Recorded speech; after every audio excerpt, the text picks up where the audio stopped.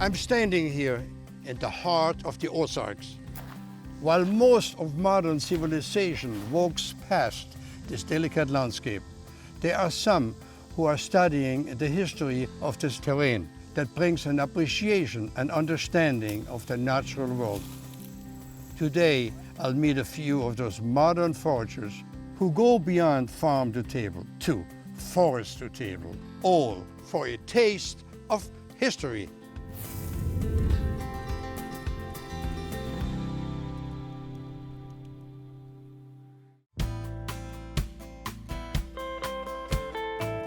Having only ever heard about the Ozarks from film and television, I'm looking forward to meeting some of the culinarians, foragers and farmers who have made it their mission to bring the stories and cuisine of this region's first inhabitants back to life. For years, Chef Rob Connolly has been researching the history of this region and its forgotten ingredients, as well as painstakingly foraging its land in order to serve locally sourced, authentic Ozark cuisine with a modern twist. But first, I met up with author and culinarian Aaron Rowe to learn more about this misunderstood region.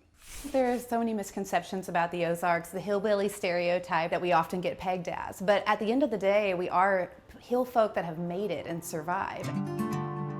The Ozarks is an island unto itself. Being in the mountains and our valleys being so deep. We don't have tall mountains, we have deep valleys. People had to be willing to traverse by foot or mule or horse to reach here, and they couldn't set up railroad lines or telegraph lines until 50 years later than the rest of the country. So we were already always behind with technology. We had to make our own way. It had to be a pretty rough beginning here, trying to make a homestead. Absolutely. Such a hard beginning. I mean, for people to get here in the first place and to bring all that they needed to survive. And the Cherokee people that were here actually helped them out. And that's how the Native Americans were. Very hospitable, very kind people. The book was fascinating, great recipes, great stories. For me, honestly, opened my eyes about the Ozarks in general. Many of the recipes are actually poems that children would learn at a young age so that they could learn how to cook through memorization. In a very real way, the skills that you needed to survive were taught to you. They may not have come inside of a schoolhouse. They might have happened under the roof or at the family gathering table. All of my grandmother's recipes are written on tiny little scraps of paper that have been, you know, the ink is faded. And if we don't write down and document our food history, we lose it. We all still need to gather around the table and talk to each other and tell our stories. At the end of the day, the people that lived here are the people that would take anyone under their wing like family. And I think that's what the Ozarks really should be known for, and the wonderful food that makes up its components.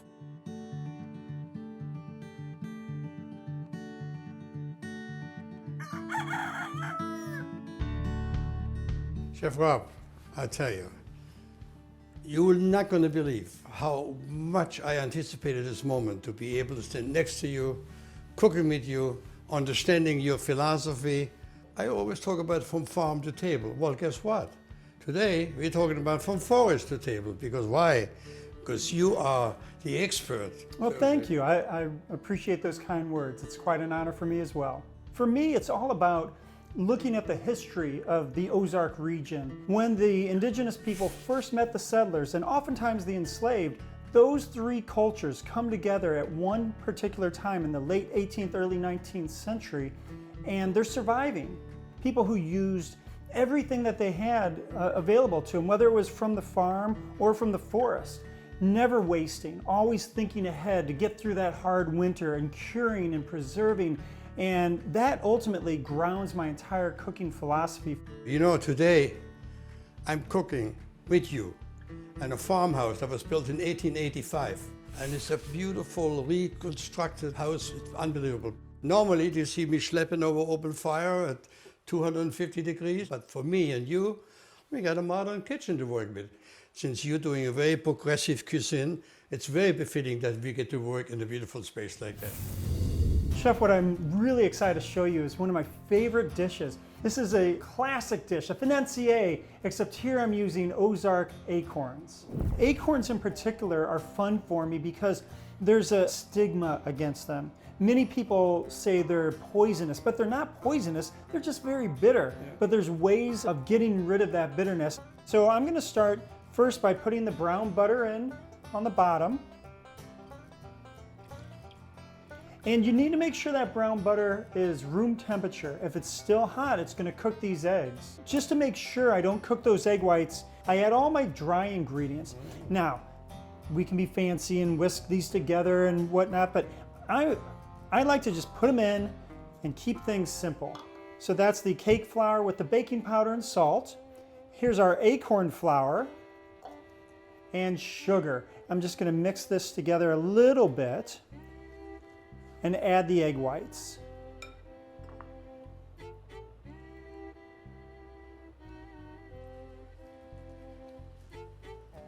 So now we're just going to mix this batter until it gets to basically a thick cake batter consistency. I can just smell the brown butter. And so now all we have to do is scoop it into the mold. Now I'm using the silicone mold, but of course you can use a cupcake tin if you want. And how long do you normally bake them, Chef? So this is one of the magical things about financiers. I start at 425 for 6 minutes. To get the glaze on it. And that way you get a little crust, Yeah, a little gotcha. glaze. And then This is what makes the financier, because when you bite into it, you want to get this crunch. That's right. And so you finish baking it so it's not gooey on the inside Yep. by going down to 375 for just another 6 more minutes. Some people are going to think of this as a dessert, but I actually like to serve it with salads or pickles. But this is one of the beautiful things about acorns in this recipe because it's so rich, that brown butter and all that sugar. Yeah. And then you add the acorn that has a little bit of bitterness, but certainly some nuttiness also. Fantastic.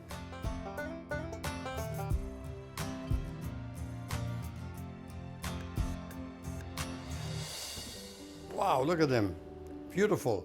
And the aroma that comes out, you can smell the sugar, you can smell the butter, and you can smell, guess what? Those acorns. Absolutely. Now this is my first time ever that I had a financier with acorns, so I'm dying to try one of those. How is it? It's only one word. Spectacular. Ah, thank you. I'm really excited to introduce you to a friend of mine. Rachel West is the premier forager here in the Ozarks. There's so much bounty in the woods, and she can't wait to walk you through it.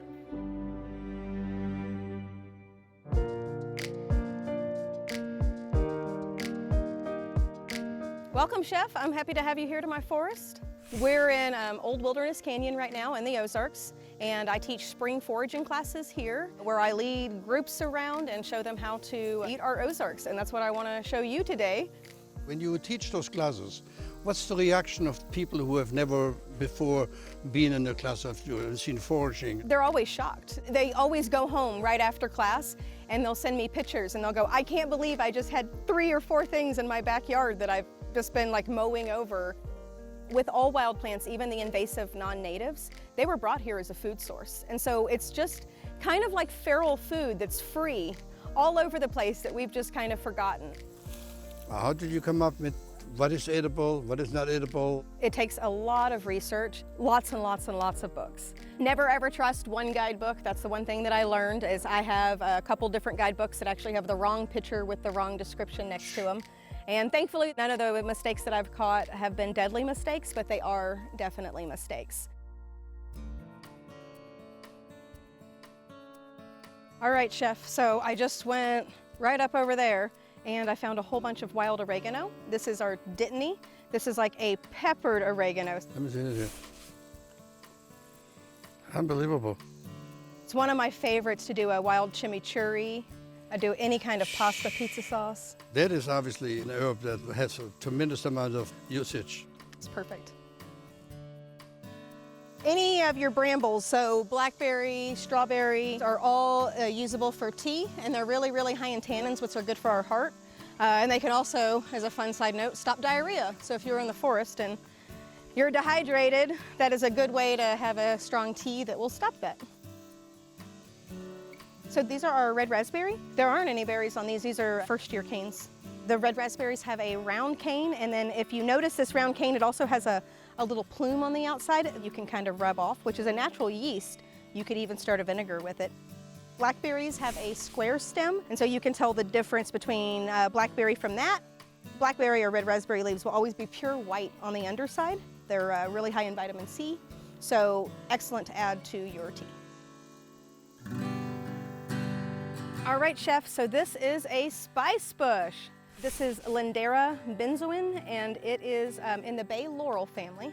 So all parts of the plant, the leaves, the twigs, the berries are edible. So you can grind them all up together and use them as a seasoning, which you're going to be cooking with Rob. That is amazing, the amount of flavor that comes out of the leaves when you rub it, and then the allspice flavor. I'm looking forward with Rob using that spice in one of the recipes. I can't wait to see what he cooks up.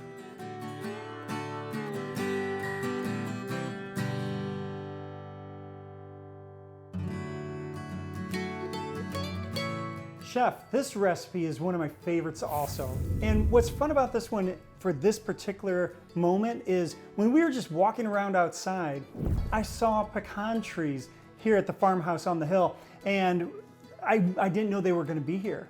When your eyes are open to what's available in nature, you see things everywhere. And this took maybe 10 minutes of foraging. You kind of mirror what my life was about when I grew up.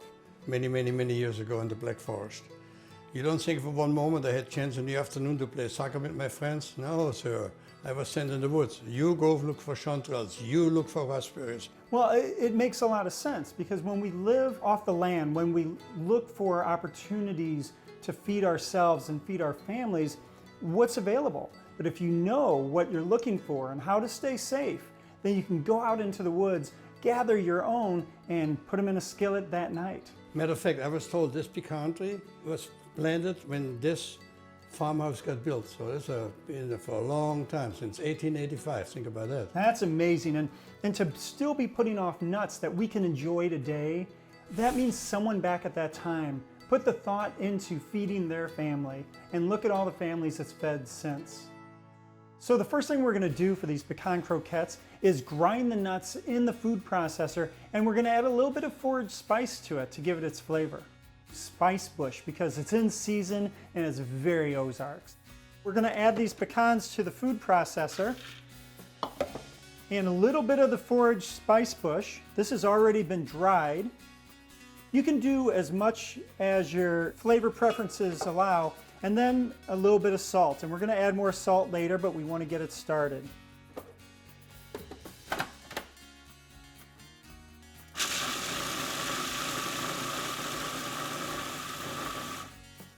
Now we're going to add water, and we're going to make it flow like lava.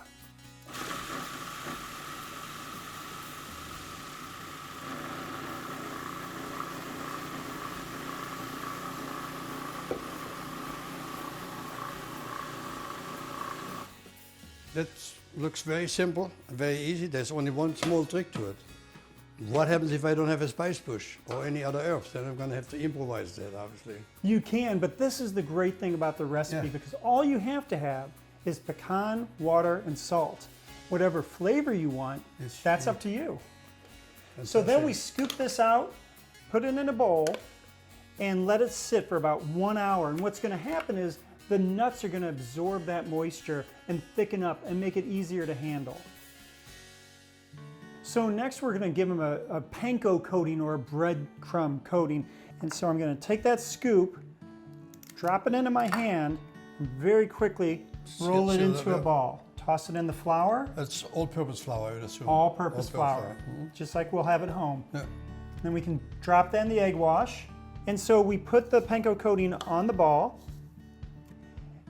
And at this point, you can shape it one more time. Shape it a little bit more. Don't press it too much, because the whole point of the panko is to give you a nice crunch. Crunch. Yeah. Now we're going to fry them, and we'd like the oil to be 350 degrees Fahrenheit. And this will only take about 2 minutes to fry, and we'll see the color change very quickly. The ability to make it any flavor you want is one of the special things about it. The spice bush, though, I think that's just such a perfect way to season these pecans.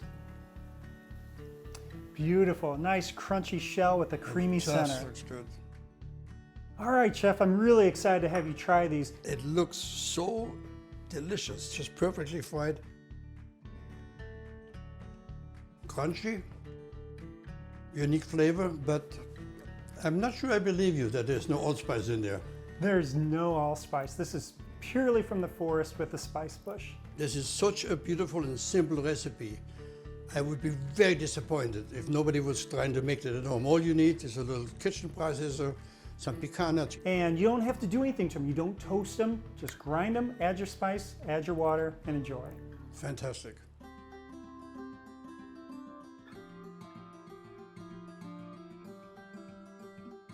It's no secret that cooking with fresh and local ingredients is the best way to achieve superior tasting, nutrient-rich food.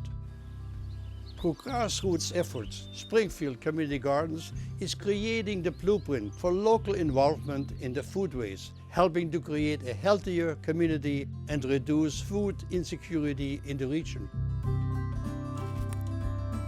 When I was a little girl, my father had all these wonderful stories where we had fresh peaches off the tree and fresh homemade ice cream and eggs from the chickens right out the back door, and everything they needed was on the farm. And then in just one generation, we've forgotten how to grow our own food. So we are trying to recreate a resilient food community where everyone has access to healthy local food. We understood that if the whole town isn't on board, that we really can't create a local food system. We have to have consumers and producers, get the restaurants on board, the hospitals, the schools, and that's quite an undertaking. And so the best way to do that is to start local and to teach people around us the importance of local food. And so the community gardens do that. I'm a gardener at heart, and while I've been to many libraries, I've never been to a library that concentrates on heirloom seeds. We have partnered with the Springfield Community Gardens, which, as you can see around us, they have just a beautiful community garden, and each one complements the other. For our heirloom seed library, we encourage our patrons to check out seeds, plant them, grow the harvest, enjoy it, and then also return the seeds. Many people across the country live in food deserts, and so they don't know how to grow a garden or to save seeds. And so by us having this information available and people there to help them, it just strengthens our community. The flavor, delicious, and everything else you make already there. I'm sitting in front of my favorite purple basil, regular basil, they're picking raspberries as we speak. My breakfast this morning was your raspberries right here. Matter of fact, I got yogurt in the car, I should have bought it. I feel that everybody that's involved with this project brings their love into it, and it shows in your product. Thank you. Springfield Community Gardens has made it their mission to foster involvement and growth within their neighborhoods, but also connect growers with local markets and restaurateurs like Chef Raab. They even provide land and training programs for new farmers entering the field. It started, its genesis was in the community gardens, and the community gardens are still doing wonderful things. But we realized over time that to make an even bigger splash in our local food system, we needed a farm. So what I'm overseeing here is the direct relationship between local, sustainably grown food and the hospital food system. And I think that's really powerful. I mean, what is better for you when you're trying to heal from something than hyperlocal, nutritious food? Everyone is talking about regenerative agriculture, and we're doing it. That's just a very important story to tell and to inspire other towns our size. They can do it too.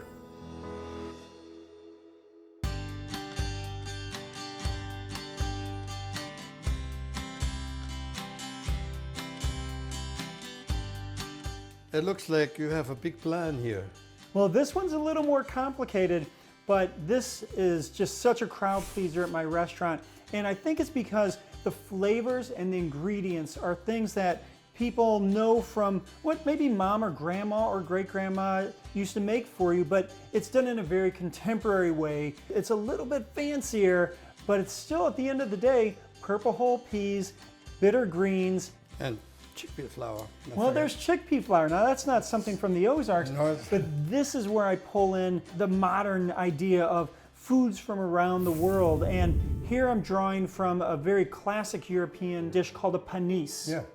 As you saw yesterday, I love working with community gardens and local farmers, especially the small ones. To me, the smaller the better. Like when people come to the restaurant, I can tell them where every component of every dish came from.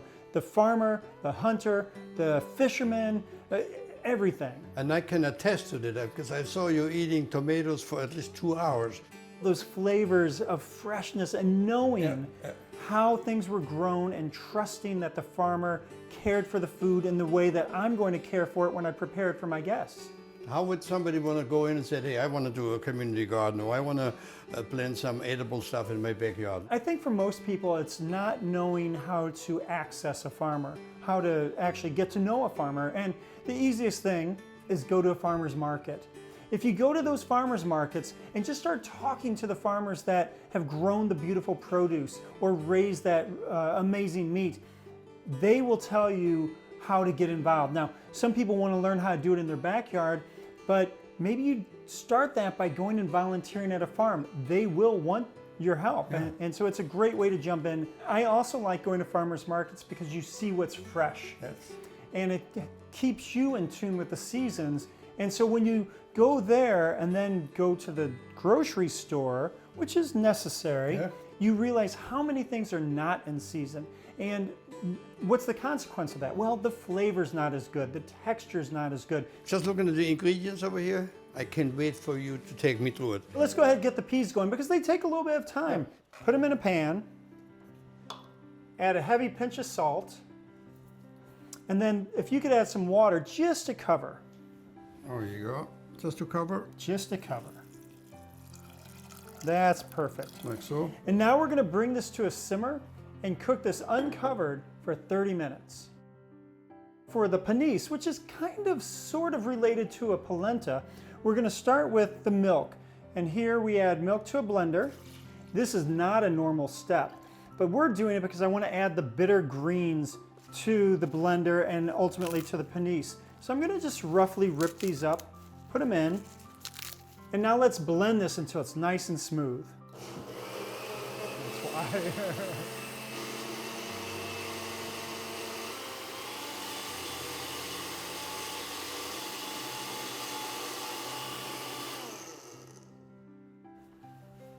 But you can see I'm no expert in electrical kitchen machinery. And now we have the bitter greens blended into the milk, so that tradition of a wilted green is now infused in a totally different way. Gotcha. Okay, so what we're going to do is have a pan, because again, we're going to cook this like polenta, and we're going to put in this blended milk and some fat. So this is olive oil and butter. Beautiful.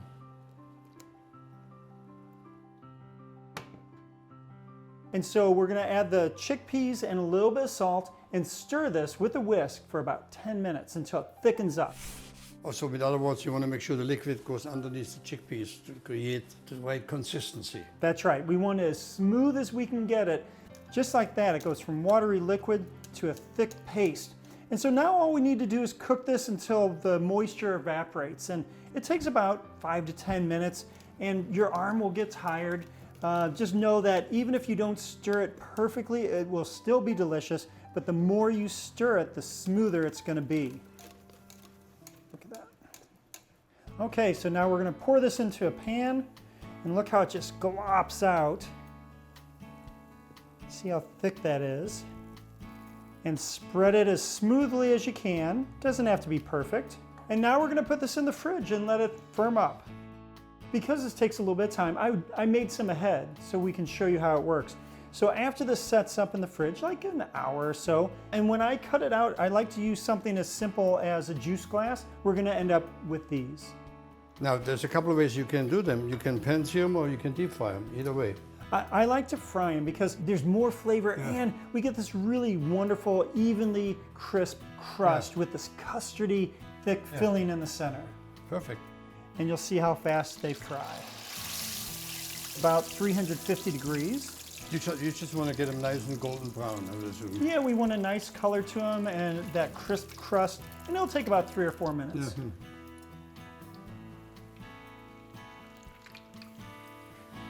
Look at that. Oh, beautiful. That makes a nice presentation, I tell you that. Simplicity, beauty, unique ingredients, and guess what? a modern twist, your twist, Chef Rob, to an old standby that I used to make already in the 60s. Think about that. Right, these are flavors that will tap into your childhood, but done in a much more contemporary way. Wow.